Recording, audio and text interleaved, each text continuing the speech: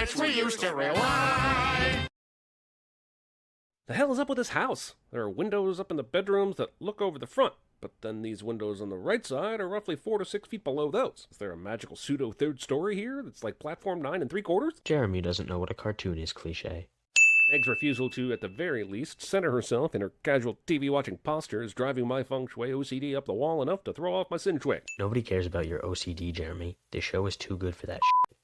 Did you know that televisions used to have tiny electronic nipples that had to be twisted in order to find the right frequency? That's because they didn't! Why does this TV have nipples? These aren't nipples. These are buttons for the channel, volume, power, and all that crap. Also, Jeremy makes a cringy joke that isn't a sin of the episode cliche. Mom, Dad, I found cigarettes in Greg's jacket. It's only fitting that this show starts off with a direct pop culture parody, since that's representative of approximately 95% of the McFarlane repertoire. I mean, imagine believing you could simply make pop culture references and stupid little running jokes and somehow make a living off of it. As if. This meta joke isn't funny at all, and is actually kind of infuriating seeing how Jeremy admits the idiocy of what he does, but refuses to change. But where are those good old-fashioned values on which we used to rely? This theme song will get stale over the duration of the 42 seasons this show's been on the air, but I do have to give it credit for being so grammatically correct that it doesn't even use a preposition to end a sentence with. First, you're complaining about the intro song getting stale, but what did you expect? This show's been on the air for so long that this song was bound to get old at some point. That's just how it works. Second, nobody cares about grammar and music. Man, this show Simpsons is so hard in the first minute and change, it makes you wonder if Fox had a CW-like checklist for their animated sitcom. Jeremy makes a pop culture reference that isn't a sin of the episode cliche. Can I please get collagen injections? It's easy to forget that Meg went from being voiced by a mean girl to a bad mom. Jeremy makes a pop culture reference that isn't a sin of the episode cliche. Also, yes, Jeremy, actors do play multiple roles in their careers. Why is that a sin? You know, most of the world's problems stem from poor self-image.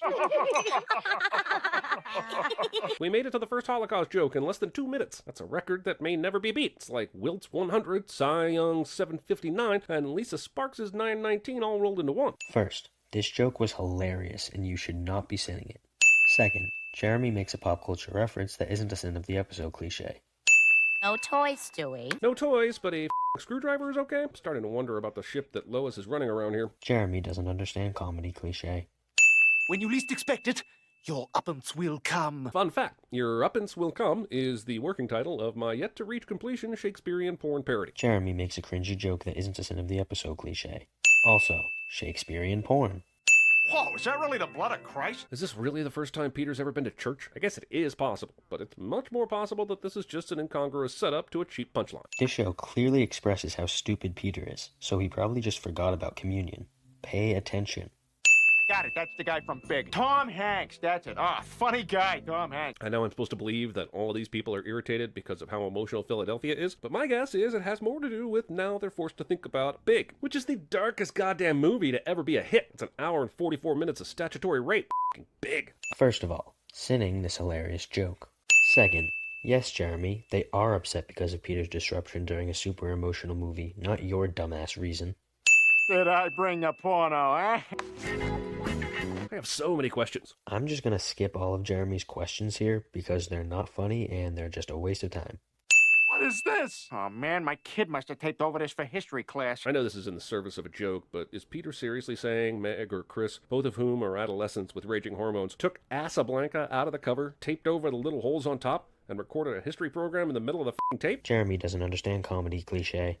It's your job to watch for any toys that could be hazardous to children. This is seriously Peter's job at the beginning of this show. How the does he afford that big-ass house and provide for 3 kids? Even using cartoon logic. At least George Jetson had an actual important job to be able to afford that space apartment. First of all, their house is not that big, so you for your dumbass perspective of size. Second, you just mentioned cartoon logic and still sit in this scene. It's a cartoon, man. That's how it works. What the deuce are you staring at? It's tuna fish. That's either green tuna fish or there's lettuce on his tuna fish sandwich. Either way, that's some sinful tuna. What are you talking about? Lettuce on a tuna fish sandwich is really good. You might want to just tell Lois the truth. What, that I can't provide for my family? Yeah, these goddamn food stamps don't buy diapers. And it's no movie, there's no Mackay Pfeiffer. This is my life. Jeremy makes a pop culture reference that isn't a sin of the episode cliche. Also, Jeremy trying to rap an Eminem song is a very painful experience to sit through. Tell him to keep lying. isn't too deep. Hey, where's the other guy? Sinception, literally. Jeremy makes a pop culture reference that isn't a sin of the episode cliche. When did you guys get a pool? Oh, it's a moat. This is the fourth or fifth, I've honestly lost count, different extravagant expenditure joke they've done in a row. The show doesn't have a story as much as it has a series of mind-numbingly inane thought experiments that are masquerading as some sort of shock humor. The fact that the brain responsible for this crap somehow went on to make the Orville should be an inspiration to us all. First of all, yes, this show does have a story, you f***ing dumbass. Pay attention and you might realize that. Second, calling this show crap is worth at least 50 cents. To Fox Security. Take him down! One gun at Fox. That stupid fake laugh.